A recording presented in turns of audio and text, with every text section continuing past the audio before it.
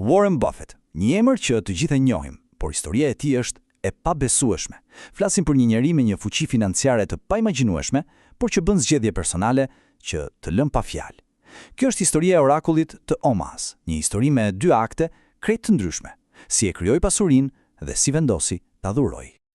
Pra, sa i pasur është? Në vitin 2024, pasuria e tij neto kapi një shifër që vështirë ta përfiturosh, plot $113 miliard. Kjo e vendos atë, le të themi, në një ligë krejt më vete. Dhe çfarë do të thotë kjo? E po, mjaftueshëm sa për t'u renditur si personi i 6.000 pasur në botë. Por, e dini çfarë? Parat nuk e tregojnë dot gjithë historinë. Në fakt, mund të jenë pjesa më pak interesante e saj. Tani, le të kalojmë tek një shifër tjetër, krejtësisht e kundërt, $31.500. Çfarë mund përfaqësoj vallë një shifër kaq modeste në jetën e tij? E po, kjo është shuma që ai pagoi për shtëpinë ku ka jetuar për më shumë se 6 dekada. Po, e dëgjuat mirë. Ky kontrast i thellë mes pasurisë së tij marramendse dhe jetesës së tij të thjeshtë është tamam thelbi i enigmës që quhet Warren Buffett.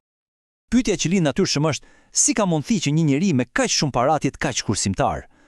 Për t'u përgjigjur kësaj, duhet kthehemi pas në kohë, në vitet e tij të para. Talenti i tij për financat u shfaq jashtëzakonisht herët. Imagjinoni pak, në moshën 11 vjeçare, kur shumica prej ne luanim, i riu Buffett po bënte investimin e tij të parë. Disa vite më vonë, në moshën 14 vjeçare, ai ishte tashmë pronar toke. Ky ishte vetëm fillimi sigurisht. Rrugtimi i tij do ta çonte të mësonte nga mentori legjendar, Benjamin Graham, dhe pastaj të themelonte perëndorinë e tij me vetëm $100 nga xhepi. Dhe kështu nis faza kryesore e karrierës së tij, ndërtimi i njërës prej kompanive më të mëdha holding në botë. Dhe i dini cila është ironia? Perandoria e tij filloi me një investim në një industri që po vdiste.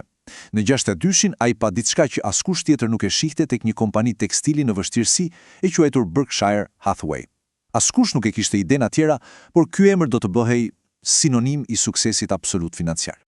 Dhe për të kuptuar sa shpejt ndryshuan gjërat, mjafton të shohim këto shifra. Në vitin 1970, biznesi i vjetër i tekstileve solli vetëm $45.000 fitim, ndërkohë investimet e reja në sigurime dhe banka plot $4.7 milion. Ishte e qartë, Buffett po e transformonte kompaninë nga themelet. Me parat që po gjeneronte, Buffett filloi të blinte marka ikonike, kompani cilësore që të gjithë i njohim. Emra si See's Candies, Geico, Coca-Cola, American Express, ato u bën pjesë e portofollit të Berkshire Hathaway, duke treguar qartë strategjinë e tij. Investon në biznese të shkëlqyera dhe të qëndrueshme. Dhe rezultatet e kësaj strategjie, ishin thjesht spektakolare. Shikoni pak këtë. Kjo është ndoshta shembulli më i qartë i genialitetit të tij. Imagjinoni të kishit investuar $20 në vitin 1955. Deri në 2016, ai investimi i vogël do të vlente $217.000. Kjo është fuqia e të menduarit afatgjat, sipas stilit të Buffett. Pra, si ja doli mban? Nuk ishte thjesht puna e të zgjedhurit aksioneve të duhura, ishte një filozofi e tërë, krejt unike. Buffett kishte një qasje shumë specifike ndaj kompanive që blinte. Ai besonte fort se pasi gjen njerëzit e duhur për të drejtuar, gjëja më e mirë që mund të bësh është t'u rrish larg. Pra, ja ku qëndron thelbi. Filozofia e tij mund të përmblidhet në 3 hapa fare të thjeshtë. Hapi i parë, gjej drejtorin ekzekutiv më të mirë. Hapi i dytë, vendos pritshmëritë financiare. Dhe hapi i tretë, më i rëndësishmi, mos ndërhy. Ai thjesht sigurohej që paratë të mos shpërdoroheshin, por menaxhimin e përditshëm u alinte plotësisht drejtuesve. Kjo na sjell sërish te paradoksi i fillimit. Një njeri që zotëronte kompani me vlerë qindra miliarda, por që personalisht jetonte një jetë jashtëzakonisht modeste. Ky fakt ka magjepsur këdo për dekada të tëra. Vendimi i tij për të qëndruar në po atë shtëpi modeste është simboli më i fuqishëm i faktit që ati thjesht nuk i bënin përshtypje lukset e pasurisë ekstreme. Por jeta e tij e thjeshtë dhe grumbullimi i pasurisë ishin vetëm akti i parë i historisë së tij.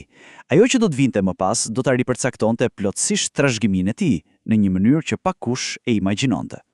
Dhe këtu nis kapitulli i fundit, dhe ndoshta më domethënësi e jetës së tij, filantropia në një shkallë që bota nuk e kishte parë kurrë më parë. Kjo është përqindja e pasurisë së tij, që ai u zotua ta adhuronte, 99%, thjesht e pabesueshme. Në vitin 2010, ai bëri një premtim që tronditi botën. do t'ja kushtonte pothuajse të gjithë pasurinë e tij filantropisë, kryesisht përmes fondacionit Bill dhe Melinda Gates. Ky ishte një nga durimet bamirëse më të mëdha në gjithë historinë njerëzore. Pra, mendojeni pak, pothuajse çdo dollar që ai fitoi gjatë gjithë jetës, ai u zotua t'ia kthente shoqërisë. Ky është transformimi i madh i trashëgimisë së tij, nga një mjeshtër i akumulimit në një pionier të shpërndarjes së pasurisë. Por trashëgimia e tij shkon përtej dhurimit parave. Ai ka qenë gjithashtu një zë i fuqishëm për drejtsinë tatimore. Ai vuri në dukje një fakt tronditës. Në vitin 2010, ai personalisht pagoi një normë tatimore më të ulët, 17.4%, sesa stafi i zyrës së tij, që pagoi mesatarisht 36%. Ai e quajti këtë një padrejtësi themelore, duke argumentuar se më të pasurit duhet kontribuojnë më shumë. Kjo ide u bë e njohur si rregulli Buffett. Dhe kështu në fund, mbetet pyetja e madhe. Trashëgimia e Warren Buffett ka dy fytyra të dallueshme.